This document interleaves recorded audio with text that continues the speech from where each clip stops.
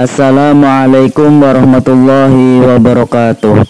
Sahabat Nur Hasanahku yang saya cintai, kali ini saya masih menjelaskan tentang Kanjeng Sunan Gunung Jati. Bukan berarti kita memuja Wali Songo, tetapi bagaimana cara kita bersyukur. Salah satunya yaitu dengan cara mengingat jasa-jasa dan perjuangan beliau yang sudah mengenalkan kepada kita tentang agama Islam dan mengenal Tuhan, yaitu Allah Subhanahu wa Ta'ala. Beliau semua adalah warasatul anbiya atau pewaris para nabi. Ilmu dan akhlaknya yang kita teladani untuk menyelamatkan kita dari dunia sampai akhirat. Oke sahabat Nur Hasanahku, kali ini saya akan menyuguhkan tentang karomah dan wasiat Sunan Gunung Jati. Kisah ini diambil dari sebuah buku yang berjudul Babad Tanah Jawa Sunda atau Babad Tanah Cirebon, karya Pangeran Sulaiman Sulendraningrat atau kita sebut Mama Leman. Beliau merupakan putra dari ulama guru besar tarekat Satariyah. Beliau sempat menjabat sebagai ketua umum Lembaga Kebudayaan sewilayah 3 Cirebon. Sebagai pemegang dan penanggung jawab tentang sejarah asli atau valid di Cirebon, konon beliau ini menurut salah seorang muridnya bahwa bisa berkomunikasi secara langsung dengan Pangeran Cakrabuana atau Mbah Kuwu Cirebon yang menceritakan tentang kisah asli tentang sejarah Cirebon ini kepada beliau. Wallahu a'lam bishawab.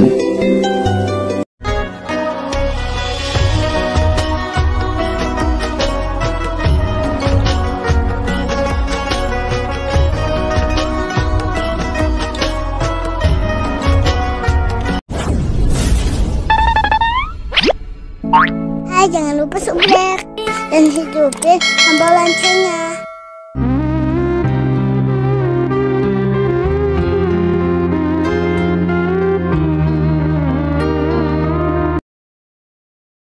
Diceritakan pada saat di Mesir, Syekh Syarif Hidayatullah atau Kanjeng Sunan Gunung Jati sebelum menjadi waliullah sedang membaca kitab Usul Kalam di perpustakaan.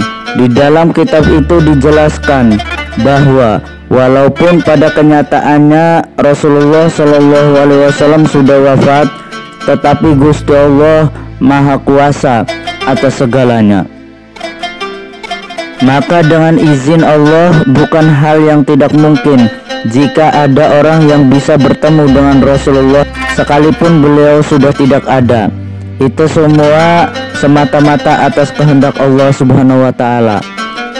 Seperti layaknya Rasulullah ketika masih hidup mengalami hal yang di luar nalar manusia.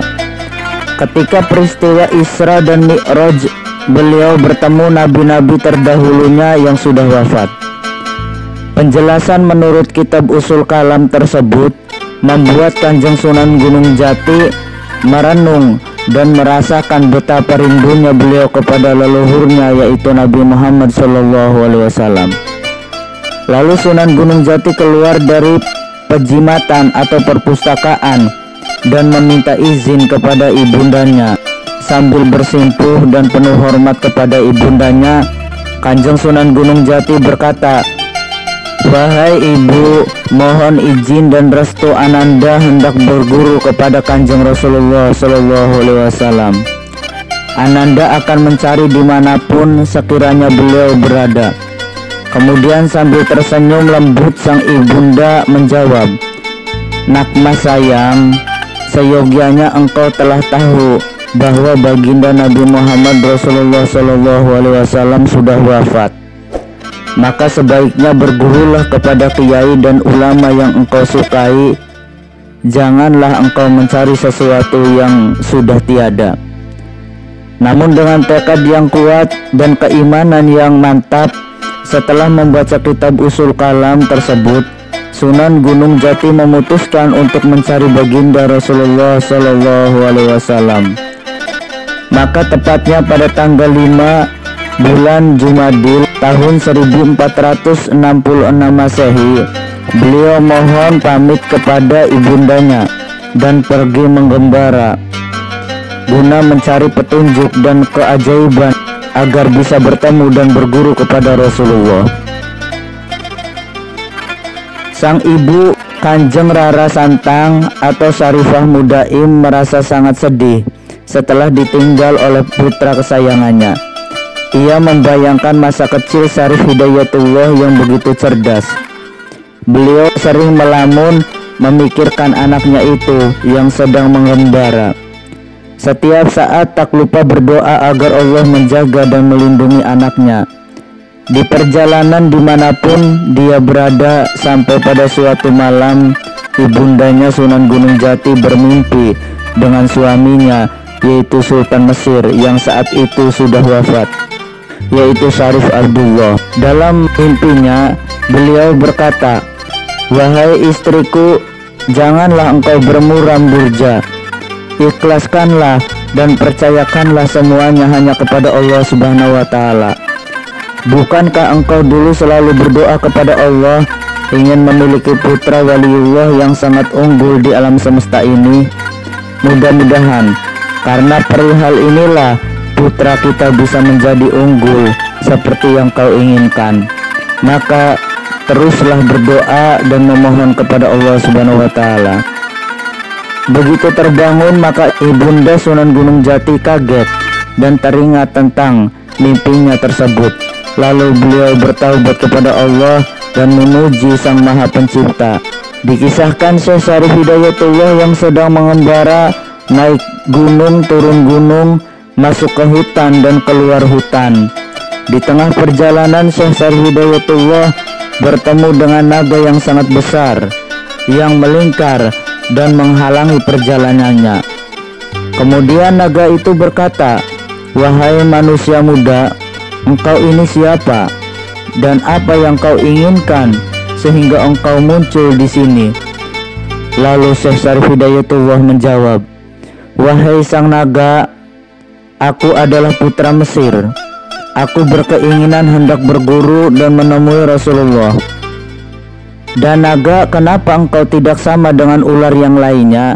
Engkau bisa berbahasa manusia."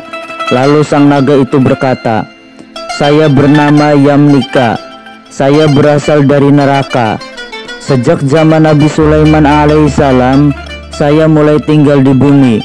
Jika engkau hendak bertemu dengan Rasulullah Shallallahu Alaihi Wasallam, maka jangan kau meneruskan perjalananmu ke Mekah atau ke Madinah. Tapi jika engkau bersungguh-sungguh, maka berjalanlah ke arah barat menuju Pulau Majti. Di sanalah kamu akan menemukan petunjuk, dan ini saya hadiahkan untukmu Cupu Manik. Jika di Terawang akan mengetahui hal-hal yang gaib dan berkhasiat untuk pengobatan dan berbagai penyakit. Bahkan orang yang sudah wafat sekalipun bisa dihidupkan kembali." Kemudian Cupu Manik itu diterima oleh Syekh Syarif Hidayatullah dan mematuhi petunjuk naga yang bernama Yamlika itu. Kemudian beliau pamit dan melanjutkan perjalanannya ke arah barat. Sesampainya di pinggir Pulau Majiti, Syekh Syarif Hidayatullah bertemu dengan seorang pendeta yang bernama Ki Ampini. Kemudian sang pendeta ini berkata, "Wahai anak muda, siapakah Anda dan apakah yang hendak Anda cari di sini?" Syekh Syarif menjawab, "Saya ini adalah putra Mesir. Nama saya Syarif Hidayatullah. Saya berkeinginan hendak berguru kepada Nabi Muhammad SAW." Kemudian sang pendeta berkata, "Apakah engkau belum tahu bahwa Nabi Muhammad sudah wafat berabad-abad yang silam? Sebaiknya bagaimana kalau kita berziarah ke makam Nabi Sulaiman alaihissalam saja yang berada di Pulau Majti ini." Syekh Syarif berpikir sejenak, dan tidak ada salahnya berziarah dulu ke makam Nabi Sulaiman alaihissalam yang merupakan nabi dan utusan Allah pada zamannya. Maka beliau menuruti saran pendeta Ampini. Berjalanlah mereka berdua mencari makbarah Nabi Sulaiman alaihissalam. Tidak lama kemudian datanglah ular naga yang sangat besar untuk menghalangi perjalanan mereka. Sang pendeta merasa ketakutan dan berkata, "Syarif, itu ada naga yang sangat besar. Daya upaya apa yang kau lakukan?" Kemudian Syekh Syarif Hidayatullah mendekati naga tersebut dan berkata, "Wahai sang naga, saya harap Anda minggir, memberikan kami jalan. Saya adalah putra Mesir dan hendak berziarah ke makbarah Nabi Sulaiman alaihissalam." Sang naga ini ternyata bisa berbicara bahasa manusia. Naga pun menjawab, "Wahai anak muda, saya izinkan kasih jalan ini, tetapi saya meminta air susu yang sangat banyak. Nanti jika saya sudah meminumnya dan merasa kenyang, maka dari telaga saya akan keluar sesuatu seperti lawe atau kante. Maka ambillah itu karena bisa menolak bala dan keselamatan."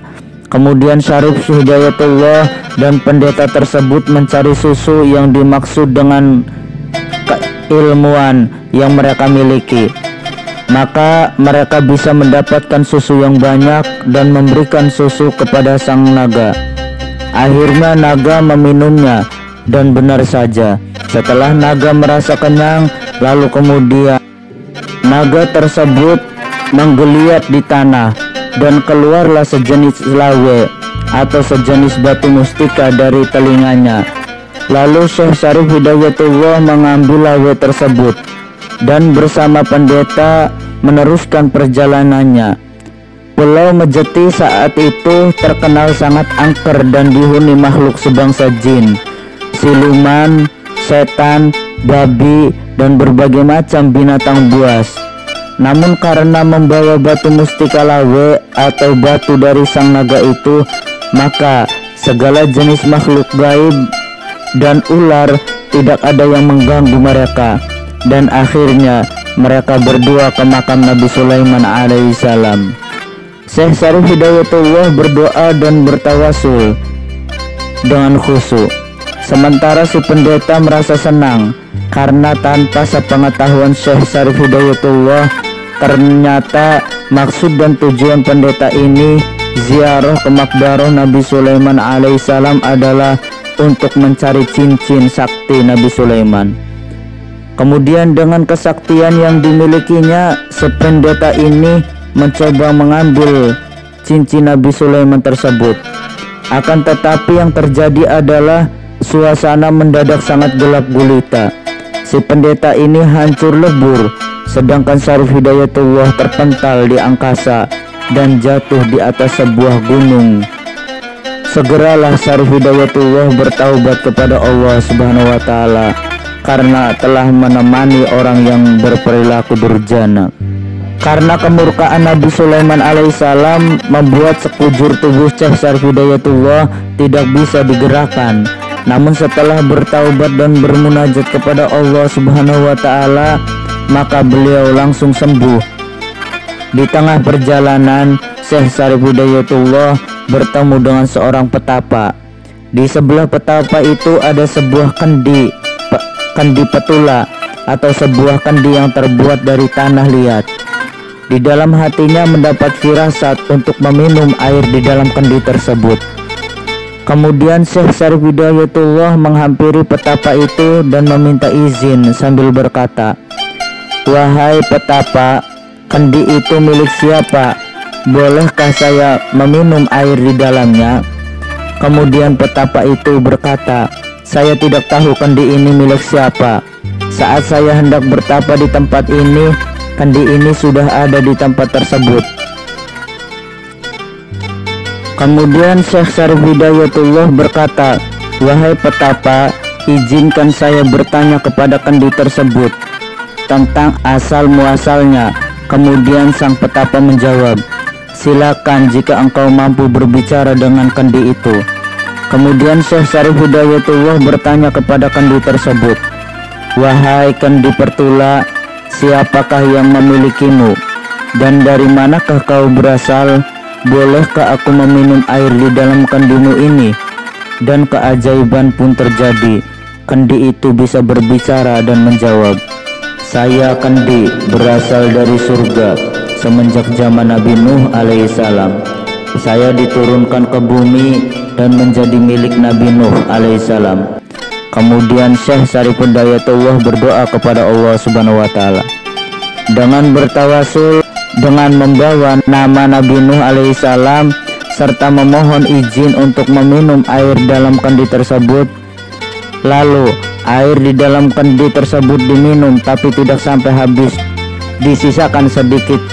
Kemudian kendi tersebut diletakkan ke tempatnya semula, dan kendi itu kembali berkata, "Tuan dan keturunannya akan menjadi raja karena meminum air ini. Tidak sampai habis, maka kekuasaannya tidak sampai terus, akan direbut hingga terjajah." Mendengar ucapan kendi itu, segeralah Syekh Syarif Hidayatullah mengambil kendi itu dan meminumnya, menghabiskan air sisanya sampai airnya habis. Lalu kendi itu berkata lagi, "Selanjutnya setelah terjajah, lalu negara Tuhan akan kembali merdeka dan tidak akan terjajah lagi. Merdeka dan mulia negaranya, serta tidak akan berubah. Saya kelak akan mengabdi jika Tuhan sudah menjadi raja." Kemudian Syekh Syarif Hidayatullah mengucapkan, "Amin ya rabbal alamin." Semoga terlaksana. Lalu kendi itu terbang ke angkasa dan pulang ke alam nirwana. Setelah meminum air dari surga ini, perasaan, hati dan juga jiwa Syekh Syarif Hidayatullah begitu terang benderang. Semua yang gaib dan tak kasat mata menjadi terlihat begitu jelas. Tubuhnya merasa segar bugar dan keringatnya pun berbau harum. Melihat kejadian tersebut, sang petapa tertegun, terpana, keheranan bahwa orang yang ia temui itu bukanlah orang yang sembarangan, karena dia adalah manusia pilihan yang mendapatkan keistimewaan sendiri dari Tuhan Yang Maha Pencipta. Kemudian sang petapa ini menyerahkan cincin batu akik yang memiliki keistimewaan, bisa membuka hijab gaib dan bisa melihat tabir gaib yang berada di seluruh alam semesta. Syekh Syarif Hidayatullah menerima cincin tersebut dan berpamitan untuk meneruskan perjalanannya. Perjalanan pengembaraannya, Syekh Syarif Hidayatullah bertemu dengan seorang wanita yang sangat cantik jelita yang ingin mengabdi kepadanya. Namun karena mengetahui bahwa itu adalah godaan duniawi, maka beliau menolaknya. Tidak lama kemudian, beliau bertemu dengan seorang laki-laki yang ingin mengabdi juga kepadanya dan mendengar suara yang sangat merdu dan halus yang begitu indah dari angkasa, yang berasal dari ratunya setan gaib yang berupaya menggodanya. Namun karena keteguhan iman, Syekh Syarif Hidayatullah mampu menolak bujuk rayu tersebut. Syekh Syarif Hidayatullah kembali melanjutkan perjalanan pengembaraannya. Siang bermandikan teriknya matahari, dan jika malam datang berselimutkan gelap yang sangat dingin. Namun ketabahan dan kesabarannya tidak menyulutkan niat langkahnya. Beliau terus berjalan sampai akhirnya bertemu dengan Nabiullah Ilyas alaihissalam. Segeralah beliau memberi salam dan hormat. Kemudian Nabi Ilyas berkata, "Terimalah baju ini sebagai pelindung tubuhmu. Jika baju ini dipakai akan seperti malaikat yang bisa memasuki benda padat tanpa berlubang, bisa membuat api tidak terasa panas. Jika masukkan ke dalam air tidak akan basah, dan jika bepergian maka hanya dengan sekejap mata bisa sampai ke tempat tujuan." Kemudian Syekh Syarif Hidayatullah menerima baju tersebut, lalu memakainya dan mengucapkan banyak terima kasih. Lalu Nabi Ilyas alaihissalam berkata lagi, "Aku akan memberikan petunjuk kepadamu. Naiklah ke sebuah puncak bukit. Nanti kau akan bertemu dengan seorang laki-laki penunggang kuda. Lalu kau mintalah petunjuk jalan kepadanya." Syekh Syarif Hidayatullah mematuhi wejangan Nabi Ilyas alaihissalam dan memohon pamit untuk kembali melanjutkan perjalanannya. Kemudian beliau menaiki sebuah puncak bukit dan bertemulah dengan Nabi Khidir alaihissalam yang sedang menunggang kuda bersayap. Dalam meteorologi Yunani dikenal dengan nama kuda Pegasus. Syekh Syarif Hidayatullah segera mengucapkan salam dan sungkem kepada Nabi Khidir alaihissalam. Lalu Nabi Khidir memberinya buah-buahan yang hijau dari surga, lalu menyuruhnya memakan buah tersebut. Kemudian Syekh Syarif Hidayatullah memakan buah dari surga itu yang terasa begitu lezatnya, dan tiba-tiba muncullah cahaya berbentuk warna-warni seperti pelangi. Buah dari surga itu memiliki khasiat bisa mengerti segala bahasa, baik bahasa manusia, bahasa jin, bahasa setan, bahasa malaikat, bahasa hewan, bahkan bahasa tumbuh-tumbuhan atau angin pun bisa mengerti dengan baik. Dan berkahnya bisa menurun sampai 3 turunan. Dari situ Syekh Syarif Hidayatullah benar-benar mengetahui bahwa semua makhluk ciptaan Allah Subhanahu wa taala, baik yang ada di bumi ataupun di langit sampai tingkat ke-7, semuanya bertasbih dan berzikir kepada Allah Subhanahu wa taala dengan bahasa mereka masing-masing. Syekh Syarif Hidayatullah kemudian memohon wejangan dan petunjuk kepada Nabiullah Khidir alaihissalam bagaimana caranya agar bisa bertemu dan berguru kepada baginda Nabi Muhammad SAW. Kemudian Nabi Khidir alaihissalam menyuruh Syekh Syarif Hidayatullah untuk membonceng bersamanya, menaiki kuda sembrani atau kuda Pegasus yang ditungganginya tersebut. Setelah menaiki kuda tersebut, lalu kuda itu kemudian terbang melesat ke angkasa begitu cepatnya seperti kilat, hingga sampailah mereka ke sebuah istana bangsa jin yang bernama Ajrak. Di sana terletak di angkasa di tengah-tengah antara bumi dan langit pertama. Kemudian Syekh Syarif Hidayatullah disuruh turun. Setelah ia turun, kemudian memasuki gerbang istana Ajrak dan bertemulah dengan Prabu Raja Jin Islam yang bernama Abdullah Safari. Sang Prabu bangsa jin ini merasa sangat senang gembira dan menyambut kedatangan Syekh Syarif Hidayatullah dan menyuruhnya duduk sejajar dan berkata, "Sungguh berbahagia sekali dengan kedatangan cucuku. Wahai cucuku, apakah gerangan yang dikehendaki hingga engkau menghadap eyang di sini?" Kemudian Syekh Syarif Hidayatullah menjawab, "Cucunda menghaturkan hormat kedatangan saya kemari sedang mencari dan hendak berguru kepada baginda Nabi Muhammad Rasulullah SAW. Semoga yang berkenan memberikan petunjuk." Sang Raja Jin ini tersenyum dan berkata, "Tidak lama lagi engkau bisa bertemu dengan baginda Nabi Muhammad Rasulullah SAW. Ini adalah buah-buahan pemberian malaikat. Silahkan engkau makan."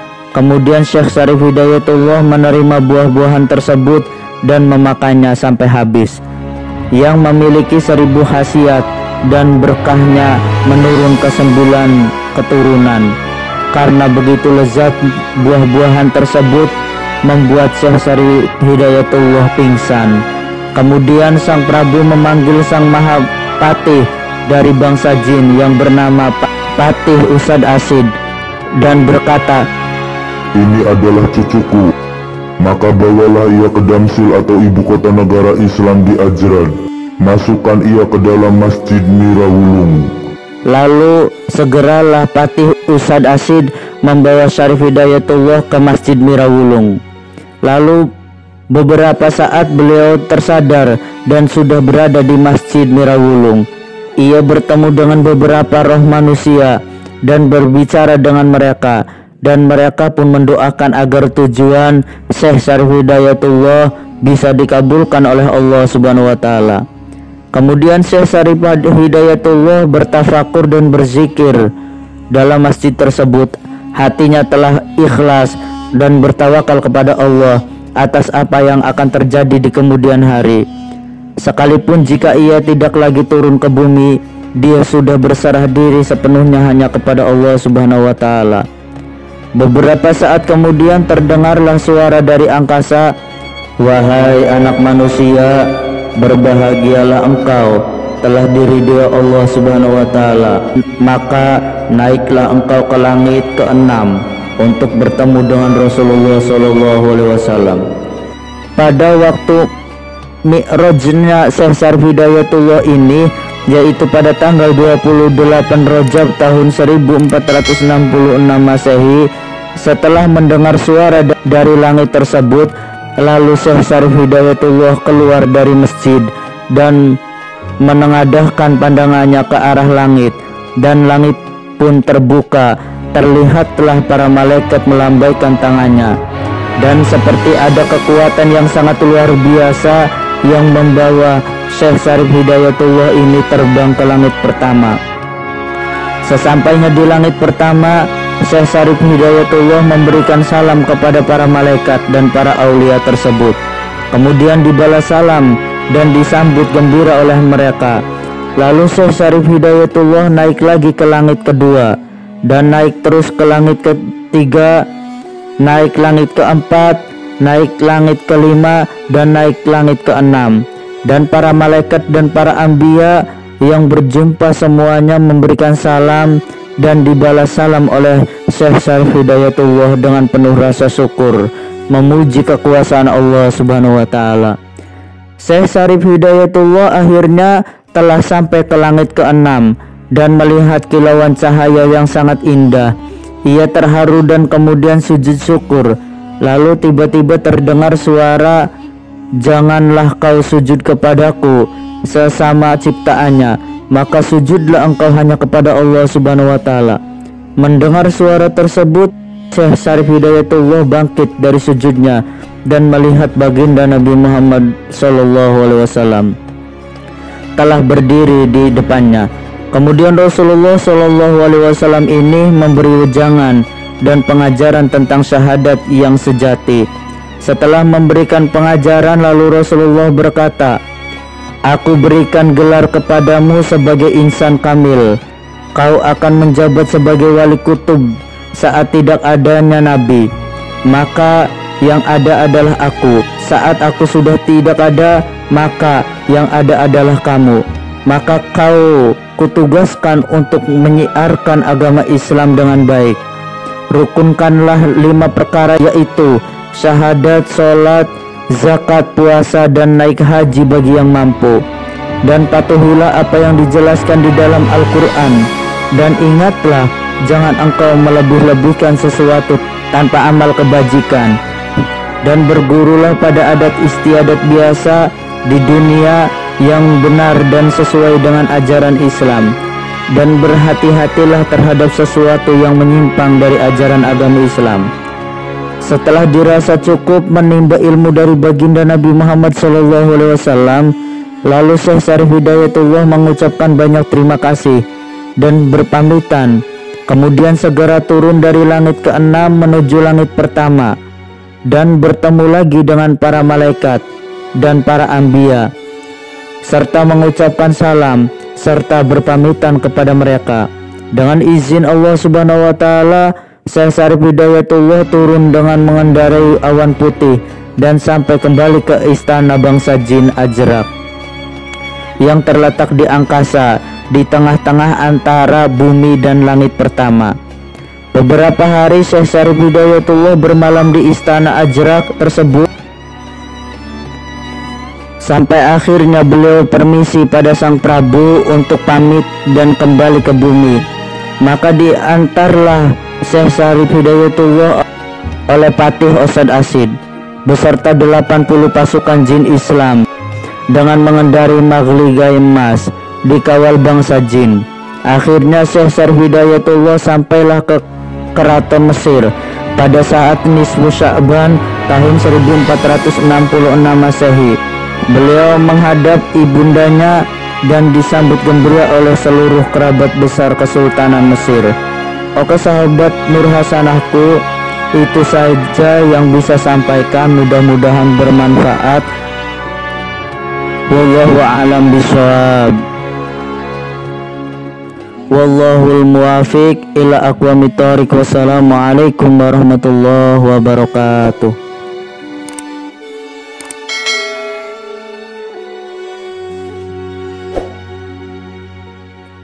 Jangan lupa ya, subscribe, subscribe. Like, comment, and share, Cepetan, cepetan. Makasih ya, makasih ya. Bye bye, bye bye.